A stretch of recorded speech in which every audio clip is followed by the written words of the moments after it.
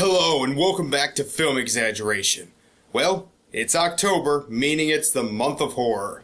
Today's movie has a bit of an interesting history to it. It started in 1977 after the release of Steven Spielberg's Close Encounters of the Third Kind. The studio wanted a sequel because I guess they didn't watch the first movie and realized a sequel would make no sense, but Spielberg did come up with a treatment for a sort of spiritual successor. He based it around the Kelly Hopkinsville encounter where in 1955, a group of people were scared by a herd of gray horned owls and thought they were being attacked by aliens. It would be called Night Skies and be about a family being terrorized by aliens while one of the children befriends one of them. So yeah, basically pod people. The project eventually fell through, but the ideas were later recycled into two different films. The kid befriending the alien, of course, became E.T., and the family being terrorized by paranormal forces became Poltergeist. Spielberg handed directing duties over to Texas Chainsaw director Tobe Hooper due to some contract he had. He couldn't do it himself, although there are a number of sources that say Spielberg had more to do with the creation of this film than Hooper. Either way, it was released just 1 week before E.T., and despite that film pretty much dominating, Poltergeist still went on to make over 10 times its budget and get great reviews, today regarded as a horror classic. But is it? Well, let's go back to the summer of Spielberg to see if 1982's Poltergeist still holds up. So after seeing that Star-Spangled Banner end of broadcast day thing, was that real? Was that an actual thing that happened in the 80s? The cable goes out on a family called the Freelings. Their dog goes around looking for food until little Carol Ann, played by Heather O'Rourke, wakes up and heads downstairs. Don't sit that close, Carol Ann, you'll ruin your eyes. She starts talking, waking everyone up as they come downstairs. Well, I guess we're done with that scene. Besides Carol Ann, the rest of the Freeling family consists of Dad Stephen, played by Craig T. Nelson, who works for the company that built the housing community they live in, Mom Diane, played by Jo Beth Williams, the second hottest horror movie MILF after Julie from Paranormal Activity 3, the oldest daughter Dana, and son Robbie.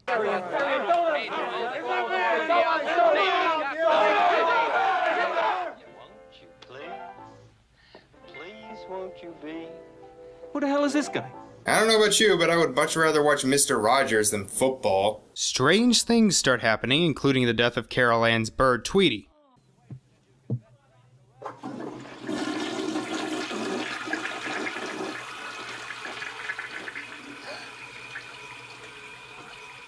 That was one of the saddest things I think I've ever seen. I really like this family. They feel realistic. I mean, they argue. It's not my mess. Oh, thanks a lot, Jerko. I've got class in 20 minutes. They get on each other's nerves. To keep.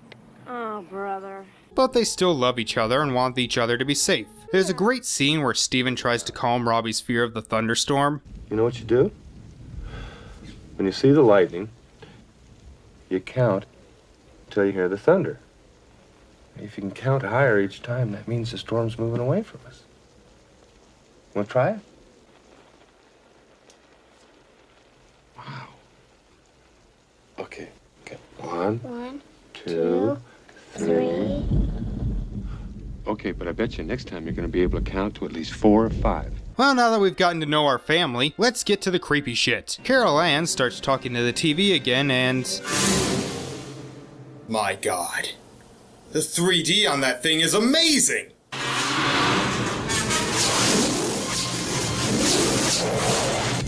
That's a cool scene, but does that mean that the ghost came through the TV signal? I'm not exactly sure how that works.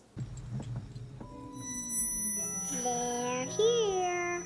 Wait a minute, I thought they were already here. Isn't that why their bird died? More strange stuff starts happening, like glasses breaking, silverware bending, and this.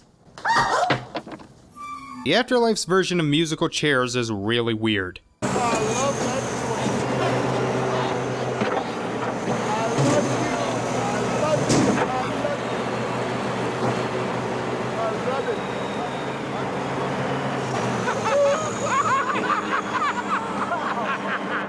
Isn't she like 15? Can't they go to jail for that? Unlike most people in ghost movies who try and find some logical explanation, they just flat out accept it, especially after seeing this. If he didn't stop her, that might have left some bruises. So the two try and figure out what to do, but can't worry about it because the Whomping Willow is outside.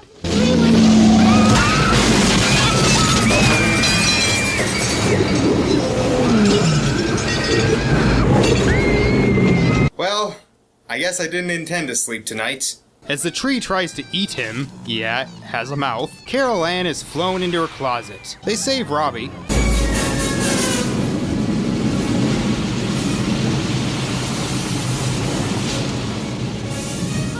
Mom, Dad, it's a tornado! Ghosts can cause tornadoes, but now that Carol Ann has disappeared, they look for her, finally hearing her voice coming from the TV. I can see you, Mommy. Where are you?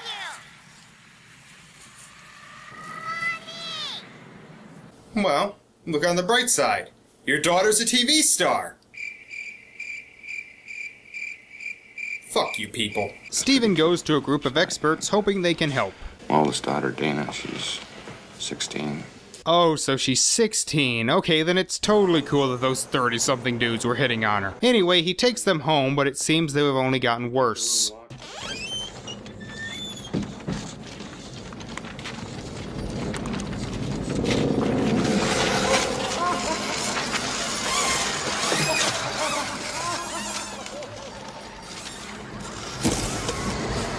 Come on, Steven, you're scaring the shit out of Billy D. Williams and my uncle. So, now that they all know that ghosts exist, they act pretty much exactly like I would expect them to. Pure shock and pants-shitting terror. We then get a scene that mixes horror, suspense, and heartfelt trauma all in one, leading to this line. It's my baby. It's my baby. She went through my soul. Any other movie, that would sound really cheesy, but JoBeth Williams just sells it.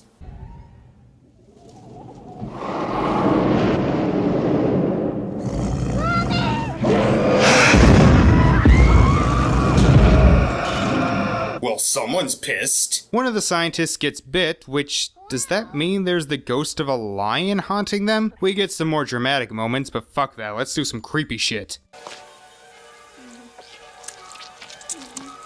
Oh, I see you got some Arby's.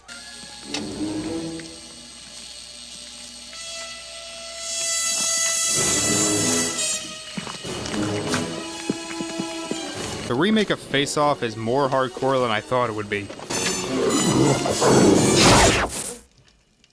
God bless the 1980s and their ability to put scenes like this in a PG movie that have no purpose to the plot. I mean, could you imagine this in a scene from Frozen or Inside Out? I mean, God, what the hell happened? After the ghosts have their March for Our Afterlives demonstration, the parents send Robbie and Dana away until they can get Carol Ann back. Well, I'll miss Robbie, but since Dana has had so little purpose in this movie, can't say I'll miss her. Steve's boss offers him a new home as part of the next phase of the development, but downside is it's right next to a cemetery. Already made arrangements for relocating the cemetery, as we've done it before.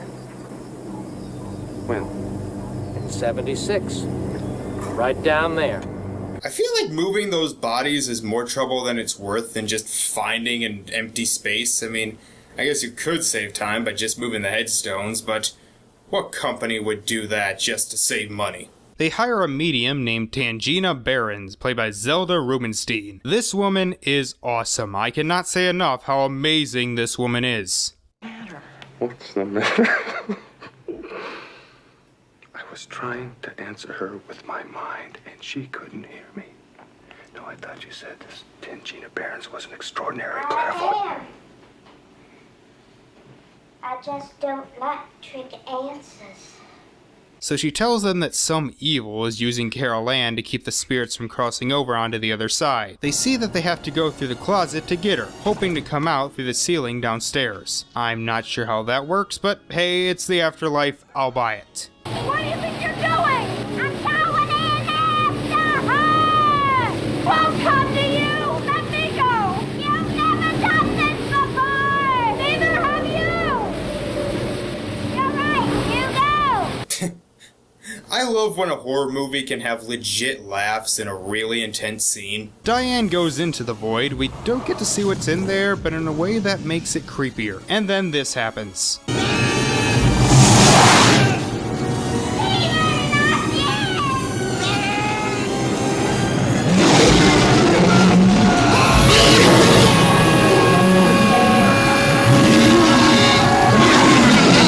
Don't worry though, Diane and Carol Ann are both safe, if covered in jelly.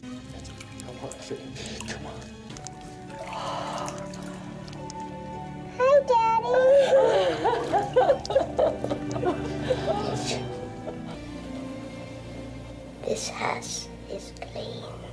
Well, I guess that's the end. They decide to move, packing up most of their things. Steve goes to quit his job. Dana leaves. Again. Seriously, what's the point of this character? And that night, after putting Robbie and Carol Ann to bed, Dana decides to take a bath. This is a very long epilogue.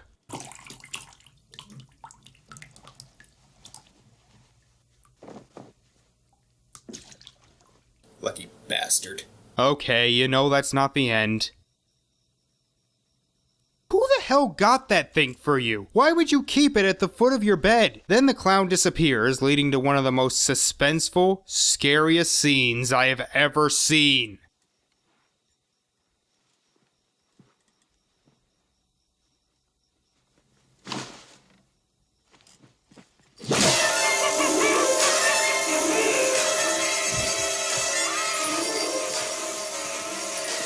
This climax is one of my favorites of all time. It has everything. Creepy clowns, flying around walls, lightning doorways, demons, corpses in the swimming pool, expanding hallways, and the literal gates of hell. This is an example of a movie that doesn't exactly have a slow build-up. I mean, a lot of crazy shit happens, but the craziest shit happens in the climax, which is how it should be. Thankfully, they all escape.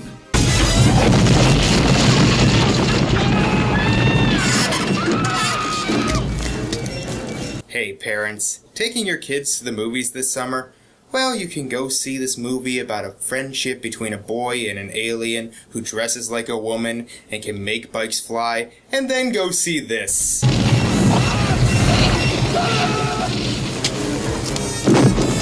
Technically, I guess this is perfect family entertainment, but 80s perfect family entertainment, so the heart-ripping out stuff.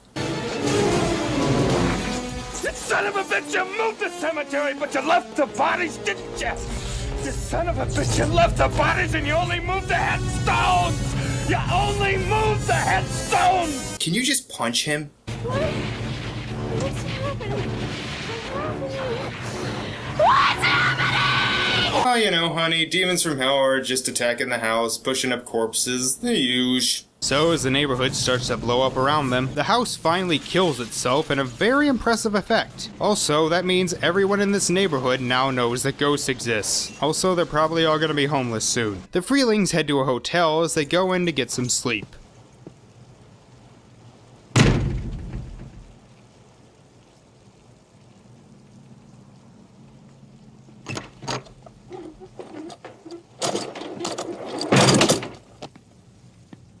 That's not actually because of the ghost, that's just because the only thing on was Small Wonder. And I just realized that this is a horror movie where no one dies. Well, okay, technically a lot of people died, but no one we knew.